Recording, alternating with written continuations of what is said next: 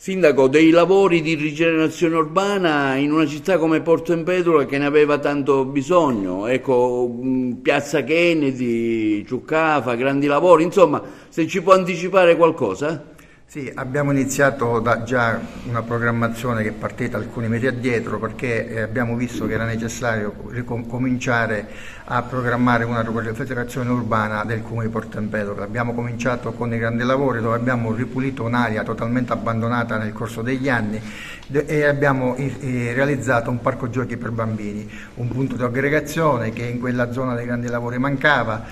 La dobbiamo ancora completare perché dobbiamo mettere ancora l'illuminazione, ma già è punto di ritrovo e di aggregazione di giovani.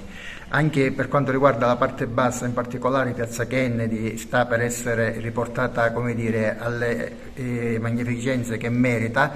Infatti è cominciato un lavoro di giardinaggio per renderla anche gradevole agli occhi, in modo tale da abbellire e rendere questa città più bella rispetto a come era prima. Lo stesso sarà fatto con l'altra villetta che vi è a ridosso del porto, in modo tale da rendere anche alcune zone della città abbandonate da tempo fruibili con fiori, piante ed altro. È chiaro che è un percorso che è iniziato alcuni mesi addietro, ma che interesserà tutta la città di Porto Empedocle.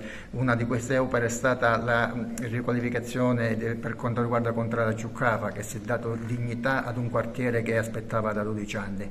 Però anche lì è ancora necessario lavorare molto, perché oltre alle strade è necessario adesso anche lì creare degli spazi di aggregazione per i giovani e vi è quindi la necessità di lavorarci. Questo è un programma che ci siamo dati. È chiaro che dobbiamo fare i conti anche con le casse comunali che non sono sicuramente floride, però stiamo cominciando ad investire anche sul territorio per rendere questa città ancora più bella.